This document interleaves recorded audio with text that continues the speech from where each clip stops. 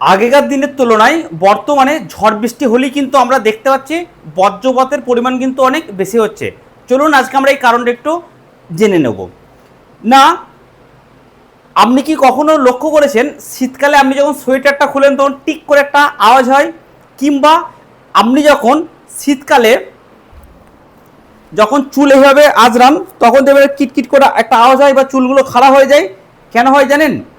কারণ হচ্ছে এই সোয়েটার এবং শরীর এবং এই চিরুনি এবং আপনার চুলের মধ্যে কিন্তু একটা ঘর্ষণ লাগে। এর ফলে কিন্তু ছোট্ট ছোট্ট বৈদ্যুতিক চার্জ তৈরি হয়।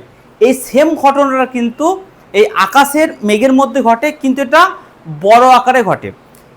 বর্তমানে আমাদের বিজ্ঞানীরা কি বলছে, প্রতি 1 ডিগ্রি সেন্টিগ্রেড তাপমাত্রা বাড়লে বজ্রপাত হওয়ার সম্ভাবনা 12% বৃদ্ধি পায়। আর আমরা জেনে গেছি বর্তমানে global warming, urbanisation, climate change এবং দূষণের পরিমাণ দিন দিন বাড়ছে, এবং বর্তমান পৃথিবীতে কিন্তু পৃথিবীর তাপমাত্রা প্রায় 1.2 ডিগ্রি সেন্টিগ্রেড হয়ে গেছে।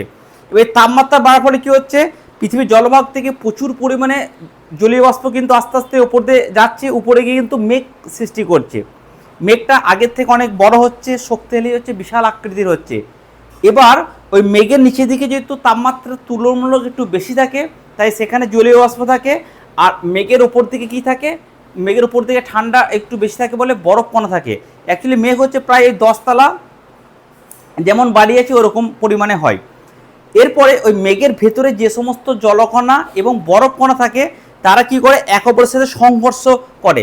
ঠিক যেমন মনে করুন অনেকগুলো মার্বেলকে যদি আমি কোনো একটা বোতলে ভরে দিই, তাদের মধ্যে সংঘর্ষ লাগবে, ঠিক সেরকম। এরপর এই জলকণা এবং বরফ কণার মধ্যে সংঘর্ষের ফলে কি হয় না, ওখানে কিছু ঋণাত্মক এবং কিছু ধনাত্মক আয়ন কিন্তু সৃষ্টি হয়। যেমন মেঘের নিচের দিকে কি সৃষ্টি হয়, মেঘের নিচের দিকে ঋণাত্মক আয়ন সৃষ্টি হয় এবং ওপর দিকে কিন্তু ধনাত্মক চার্জ কিন্তু সৃষ্টি হয়। এবার এই মেঘের নিচে যে ঋণাত্মক চার্জটা জমা হয় সেটা কি করে, মাটির উপরিভাগে কিন্তু ধনাত্মক চার্জ কিন্তু তৈরি করতে সাহায্য করে। এরপরে এই মেঘের নিচে ঋণাত্মক চার্জ এবং মাটির উপরিভাগে ধনাত্মক চার্জ, এই চার্জের মধ্যে যখন পার্থক্য খুব বেশি হয়ে যায় তখন মেঘ ও মাটির মাঝখানে বাতাস কিন্তু আর বাধা হিসেবে কাজ করতে পারে না।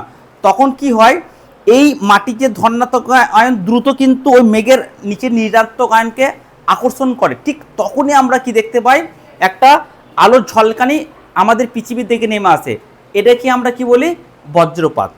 এবার আগেকার দিনে কী হতো, আগের দিনে কিন্তু আমরা জানি তাল গাছ, ঠিক আছে, নারকেল গাছ, বড় বড় গাছের পরিমাণ কিন্তু আমাদের চারিদিকে কিন্তু বেশি ছিল।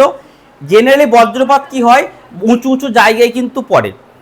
তাই আগেকার দিনে বজ্রপাতের পরিমাণ কম ছিল, কারণ হচ্ছে বায়ু দূষণ, গ্লোবাল ওয়ার্মিং, ক্লাইমেট চেঞ্জ এগুলো কম ছিল, তাই বজ্রপাতের পরিমাণ কম ছিল। আবার একদিকে এই সমস্ত গাছের পরিমাণ, নারকেল, তাল ইত্যাদি গাছের পরিমাণ বেশি থাকার ফলে বজ্রপাত হবার পরে যে ক্ষতি সেটাও কিন্তু কম ছিল। কিন্তু বর্তমানে একদিকে দূষণ, ক্লাইমেট চেঞ্জ, গ্লোবাল ওয়ার্মিং পরিমাণ বেড়ে গেছে, এর ফলে কিন্তু বজ্রপাতের সংখ্যা বেড়ে গেছে। এবং সেই বজ্রপাতকে যে প্রতিহত করবে যে সমস্ত বড় বড় গাছ, নারকেল গাছ, তাল গাছ, সেই সমস্ত গাছের পরিমাণ কিন্তু কমে গেছে। তাই বর্তমানে কি হচ্ছে, বর্তমানে বজ্রপাতের সংখ্যা বেড়ে যাচ্ছে এবং বজ্রপাত বিভিন্ন খালি মাঠে, কারোর বাড়িতে পড়ছে এবং প্রচুর পরিমাণে ক্ষয়ক্ষতি হচ্ছে। তাই আপনারা অবশ্যই বজ্রপাতের সময় কোনো গাছের তলায়, কোনো ইলেকট্রিক পোলের নিচে থাকবেন না, চেষ্টা করবেন নিজের বাড়ির কাছে থাকার। আশা করছি আজকে আমরা ব্যাপারটা বুঝতে পেরেছেন। ভিডিওটা ভালো লাগলে অবশ্যই লাইক, কমেন্ট, শেয়ার এবং অবশ্যই সেভ করবেন, এবং নেক্সট আপনারা কোন বিষয়ের উপর ভিডিও চাইছেন আমাকে জানাবেন। Thank you.